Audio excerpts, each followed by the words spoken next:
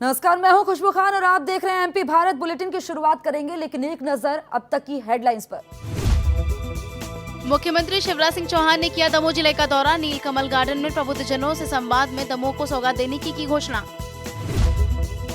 2 दिवसीय दतिया प्रवास पर पहुंचे गृह मंत्री नरोत्तम मिश्रा। शायराना अंदाज में किसानों को किया संबोधित, कहा कृषि संसाधनों में दतिया जिला टॉपर।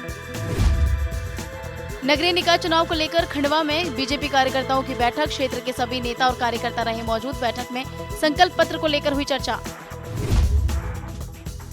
शाहजहांपुर में कांग्रेस ने बढ़ती महंगाई, डीजल और पेट्रोल के दामों को लेकर किया विरोध प्रदर्शन। बीजेपी सरकार को बनाया निशाना। जबलपुर में देश की सुरक्षा में तैनात वीर भारतीय जवानों को मिला वीरता सम्मान। समारोह की शुरुआत से पहले की परेड सलामी। मुख्यमंत्री शिवराज सिंह चौहान ने दमोह जिले का दौरा किया। इस बीच उन्होंने दमोह में नीलकमल गार्डन में प्रबुद्धजनों से सीधा संवाद किया।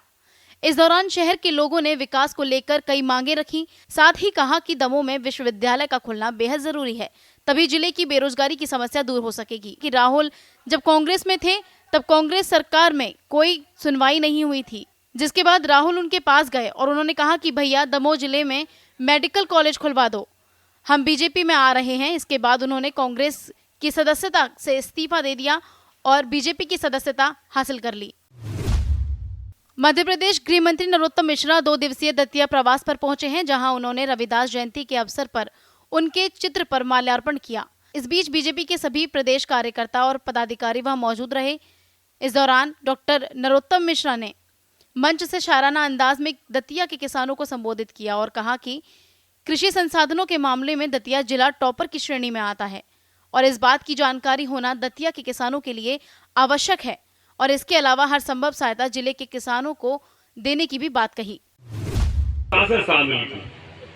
शायरी है ना, उनकी याद आई है, सांसों जरा आहिस्ता चलो, धड़कनों से भी इबादत में खलल पड़ता है। कमोबेश वो स्थिति थी जब मैं उसका बता रहा था। तो अगर हमने स्वास्थ्य से जोड़ा, जैसे हम जब गांव में कैंप करें, उदाहरण के लिए जब हम गांव में कोई शिविर करते हैं, गांव में शिविर करें तो बताएं हर का महक कि ना हर वो पानी पिए, हर भून के खाए और दूध ते ब्यालू करे, तिनकर वैद न जाए। जो इन 4 चीज का पालन करेंगे, डॉक्टर की उन्हें जरूरत पड़ेगी नहीं। नाहर में मतलब अपने यहाँ कहावत है, शेरों के मुंह नहीं धुलते, तो बिना मुंह धोए एक लोटा पानी झटकना चाहिए।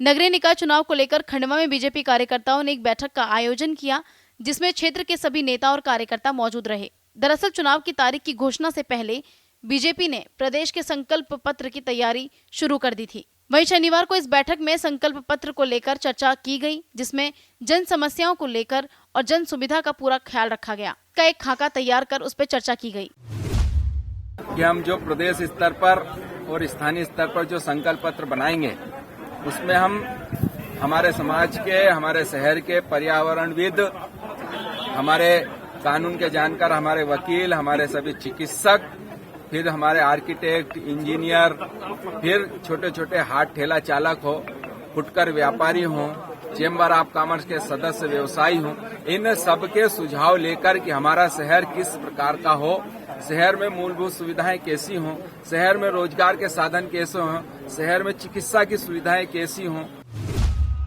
शाहजहांपुर में कांग्रेस ने बढ़ती महंगाई, डीजल और पेट्रोल की बढ़ती कीमतों को लेकर विरोध प्रदर्शन किया। ट्रैफिक पॉइंट से शाहजहांपुर आजाद चौक तक रैली निकाली गई और बीजेपी सरकार पर जमकर निशाना साधा और कहा कि मोदी सरकार महंगाई को कम करने में नाकाम हुई है। वहीं मोदी सरकार गाय, गोबर और श्री राम के नाम पर राजनीति करती आ रही है। देश का युवा आज भी बेरोजगार है, दर दर की ठोकरें खाने को मजबूर है, लेकिन बीजेपी को इससे कोई लेना देना नहीं है। बीजेपी सिर्फ हिंदू मुस्लिम, हिंदू की राजनीति करने से फुर्सत नहीं है। जिसके बाद किसान आंदोलन का जिक्र करते हुए उन्होंने कहा कि किसान आंदोलन में 200 किसान शहीद हो चुके हैं, लेकिन देश के प्रधानमंत्री ने एक ट्वीट तक नहीं किया, जो कि सरासर गलत है। डीजल 90 रुपये क्रॉस कर गया है, पेट्रोल 100 रुपये क्रॉस कर गया है, 25 रुपये गैस के कल बढ़ाए हैं। देश की जनता को त्राही महसूस कर रही है, मगर देश की जनता का ध्यान बांटने के लिए धर्म का प्रयोग करते हैं।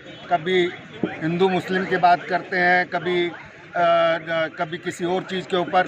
हमेशा जनता का जो दिमाग है उसको भटकाने का, अलग अलग रोज़ रोज़ नई नई चीज़ें लाके जनता का ध्यान महंगाई की तरफ ना जाए, किसानों के समस्या के सुलझाने की तरफ ना ध्यान जाए। रोज़ नए नए, जैसे कोई जादूगर होता है, कोई नया जादू छोड़ता है, उस तरह का देश के अंदर वातावरण है।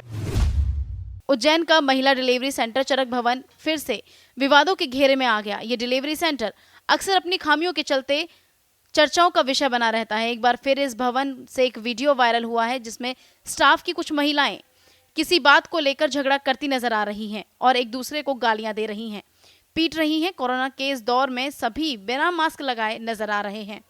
इस चरक भवन से ऐसी ही घटनाएं अक्सर सामने आती रहती हैं, लेकिन प्रशासन इस ओर ध्यान नहीं देता। जबलपुर वासियों के लिए शनिवार का दिन बेहद खास रहा। दरअसल शनिवार को देश की सुरक्षा में तैनात वीर भारतीय जवानों को वीरता सम्मान से सम्मानित किया गया। छावनी के ग्रेनेडियर्स रेजिमेंटल सेंटर से सम्मान समारोह का आयोजन किया गया, जिसमें army commander lieutenant general IS गुमन ने 20 जाबाजों को उनकी शौर्य और वीरता के लिए सेना पदक वीरता से सम्मानित किया। इससे पहले अलंकरण समारोह की शुरुआत परेड की सलामी के साथ हुई थी। इस मौके पर सेना के वरिष्ठ अधिकारी और जिले के पूर्व सैनिक वहां मौजूद रहे।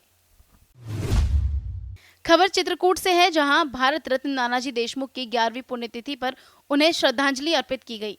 चित्रकूट की उदयमिता विद्यापीठ में केंद्रीय मंत्री फग्गन सिंह कुलस्ते, प्रदेश विधानसभा अध्यक्ष उषा ठाकुर के साथ बीजेपी के दिग्गज नेताओं का जमावड़ा लग गया।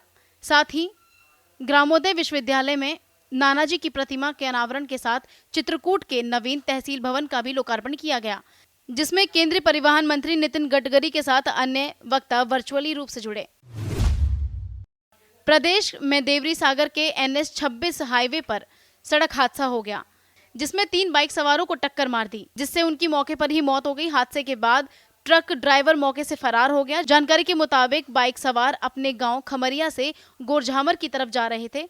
इस बीच तेज रफ्तार ट्रक ने बाइक सवारों को कुचल दिया। फिलहाल पुलिस ने मृतकों के शव को पोस्टमार्टम के लिए भेज दिया है और पुलिस फरार ट्रक चालक की तलाश में जुट गई है।